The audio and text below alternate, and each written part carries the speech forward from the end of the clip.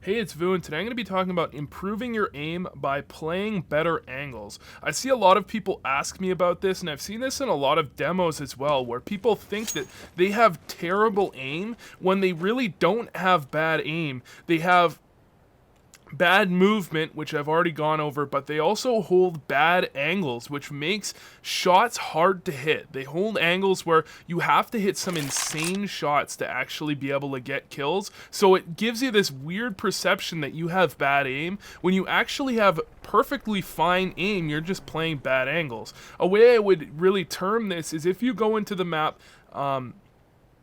aim training CSGO, and you go into the test function and you try and hit as many targets as possible in a minute, you're going to see that a lot of people that have really good aim, you might think, are going to hit pretty low numbers on that sort of map. And the reason for this is because they play in ways that make them hit easy shots. You should never be focused on having amazing point click aim, because you don't need amazing point click aim. You just need to be able to line yourself up for easy shots. Now, angles that you should be holding are going to be angles either where you can surprise people or angles where you have an advantage when you do see people. So generally, those are the two types of angles you want to be playing.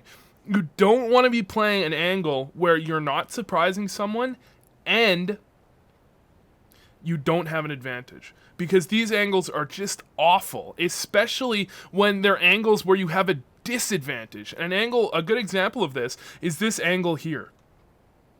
Now, with this angle, you have a disadvantage. Now, the reason for this is you might think that what you're going to find is someone's going to walk right around the corner, I'm going to see them, and that's an easy shot, right? Well, no, it's not. Because what's going to happen is a player is going to strafe around this corner, peeking you, and he's going to come around the corner, and he's not going to stop in the middle of your crosshair. He's actually going to strafe past it. And what that means is, while he's looking directly at you, he just comes around the corner and looks right at you, you have to sit here, adjust your aim, and then shoot. And not only that, but you have to flick to his head, which can be very inconsistent, because if you don't flick to his head, then you're going to give him time to hit you before you even start shooting at him. Holding a 90-degree or 180-degree angle, however you want to call it, is generally a bad thing unless you're going to be surprising them, which very often you're not going to be when you're holding a 180-degree angle. A good sort of 180-degree angle is going to be like around here, or up here on this box is fairly good, because you're going to be surprising people. Even though they're going to be peeking you most of the time, you have an advantage if they do peek you, and a lot of the time you will be surprising them. So you have basically two advantages where you only really need to have that one. Other good angles are going to be angles where, only your head is showing. That's a good advantage angle. This is another bad angle, because like I'm talking about, 180 degrees, this wall is flat. They're going to peek out looking directly at you. They're probably going to overstrafe your peak, and then you're going to have to flick and land an amazing shot on someone that can basically just strafe out, look right at you, and find a free kill. Examples of angles where you can surprise people are going to be angles like this. Now, you have to recognize that there are really two types of angles that you can be holding, which is, number one, an angle where you frag out, and number two, an angle where you get a kill and then fall back, or you get information and then fall back. So you really have three: get information and fall back, get a kill and fall back, or frag out. And you have to be able to recognize when a frag out angle is going to be good to take, or when you should be playing a spot and fallback angle. Now, this has a lot to do with game knowledge in general. For example, if you're in a 5-on-5, you might be more tempted to take a frag out angle than if you're in a 5-on-3, or maybe actually you might feel the opposite way, because if you play an angle where you're in a 5-on-3 spot and fall back, you're allowing it so that your team can rotate over and they're going to have basically no chance at actually winning the round. However, if you play a frag out angle in a 5-on-3, you will often be able to get one frag, which in a 5-on-3, if you get one frag, you've done your job. But sometimes you're going to feel like you get fragged on, which would be terrible in a 5-on-3, because then you're giving them a chance to actually win the round. So generally, I would suggest, in high number situations, play spot fallback angles. In low number situations where you're in a 2v4, a 2v5, something like that, you want to play frag out angles, because what you need to be doing is you basically need to play a frag out angle, find a couple of kills, and then hope that there's no more, and then rotate off, or something like that. You can play angles where you can frag out, and then hopefully be able to change positions and kill someone else. Now, frag out angles are going to be angles, like I said, where you can't fall back. So an angle like this is a frag out angle because you are nowhere near a corner. You can't fall back anywhere. What you're doing here is you are surprising people. This is a very good angle, actually, in a lot of scenarios. It's not perfect, but it's a good angle because you're going to surprise people. People running up cat, people running across mid, they're not going to be looking at you. You get a free kill, fall back, and that's easy. You're not forcing yourself to hit amazing shots by playing an angle like that. You're simply holding an angle and someone's going to strafe across, you're going to get a free kill, and you're going to be in a great position.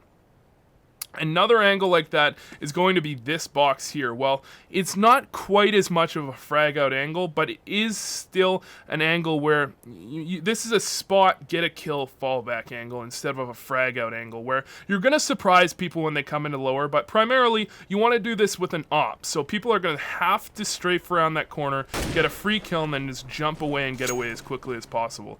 The possibly perfect frag out angle to talk about is actually going to be this angle here on back plat. You have no possibility of moving here. If they come out through tunnels and they want to rush B, you have to frag out. Now this is a great frag out angle though, because you have a very, very good advantage on anybody running through tunnels, and they have to run through that one area. The problem with this spot is that if someone knows what they're doing and they have an op and you don't, they're going to peek out and you're going to be in a very tough spot unless you can land a fantastic shot. And so one thing I recommend with this angle is actually to turn this into a separate type of frag out angle. And this is going to be, you're going to surprise people, but you're still going to have to frag out. So what I like to do is, if I'm opping, I'll frag out from the left of the box. So I'll go for the first kill from the left of the box, because what's going to happen is the only way that you will ever die, really, when you're playing at the back of the box with an op, is someone strafes out and one-taps you, or an opper comes out and peeks out and kills you, takes off your head. So to mitigate that, I'll play to the side of the box. So an opper peeking out isn't going to be looking at me. I get the first frag for free, unpeek, come up, and I can get some more. That's where I'm fragging out, where I'm already guaranteed that first kill, basically for free. Now, with the rifle, I still do think this is a good spot to play. However, instead of peeking out to the left here, I'll actually peek out like this. I feel like this is a very good way to play this box that a lot of people don't really recognize, because it is a frag out angle, but what you want to do, if possible, in a frag out angle, you need that first frag for free. And if you're peeking over this box here, you're not really getting that first frag for free. You're just really going aim against aim and hoping that you can win, because you do have a slight advantage from the box here. But if you play here, what you're doing is people are going to be on T side, either strafing in to peek out like this, or more commonly, they're going to be strafing across like this, which means they're going to come around the box with their backs turned to you. You get the first free kill, then peek up, and you can surprise people, because what's going to be happening is nobody ever is going to be staring at this box for like 10 minutes. They're going to come in, start to clear out the rest of the site. You're going to get a couple kills before they even know what's happening. That, in my opinion, is one of the perfect angles to play. Another perfect angle utilizes that spot kill fallback angle, which is really one of the other ways to play this that are extremely strong. Angles where you spot, get an easy kill, and then can perfectly fall back with absolutely no real possibility of you getting killed. And a perfect spot for that is probably going to be right here. This is a great spot because there's really not very much of a way that anybody could peek out and kill you unless they have an op and peek this perfectly. But after the new update, that's even less possible. It's even less common. What's generally going to happen, someone's either going to peek that angle and get an easy kill, or they're going to jump across, in which case you just drop, fall back, and you've taken no real risk. That's one of the problems with the op in the current, way it plays, is just, I always find that there's no real risk taken with the op before the update. I thought that they could have changed something else that would have been a little bit better, but that doesn't really matter for this video. Anyways, Another good angle is going to be angles where you're kind of at a bit of a 45-degree angle where you're surprising people. The thing about 90-degree angles is you're never really surprising people when you're at a 90-degree angle because they're almost always going to be peeking you. However, at certain 45-degree angles, you have a very good advantage. For example, if this box here is smoked off, you can play an angle like this, or even an angle like this, where people aren't going to be peeking you. What they're going to do, peek this angle standard, run on up, and then come out like this. They're not going to be expecting you to be peeking out from the doors. You surprise the player, you can still fall back, and you can still get easy kills. Now, anyways, the point of this video was just to go over basically so many people have this idea that they have bad aim when really they just take poor angles. They're not actually holding angles where they have an advantage, where they can hit easy shots. And primarily, if you actually do have bad aim, if you go into a thing like, go to aimbooster.com, it's a target game, and if you go into that and you can do really well, then maybe it is the angles. But if you do really poorly, then maybe you do just have bad aim. Maybe you do need to utilize the angles you hold a little bit more, play surprise angles more instead of trying to shoot people. Now, I'm going to give you an example here. I generally opt. And on Aim Booster, generally, I get between 1 minute and 1.5 minutes. And that's not very good. I can tell you that for sure. I was talking to someone a couple of days ago. He gets over 2 minutes standard, and he thinks he has bad aim. Now, obviously, aim doesn't transfer specifically from the desktop into CSGO. But generally, if you put in the hours in CSGO, that's going to be a good, real, it's going to give you an example of what your aim's going to be like. And this guy gets 2 minutes and 30 seconds plus standard, and he thinks he has bad aim.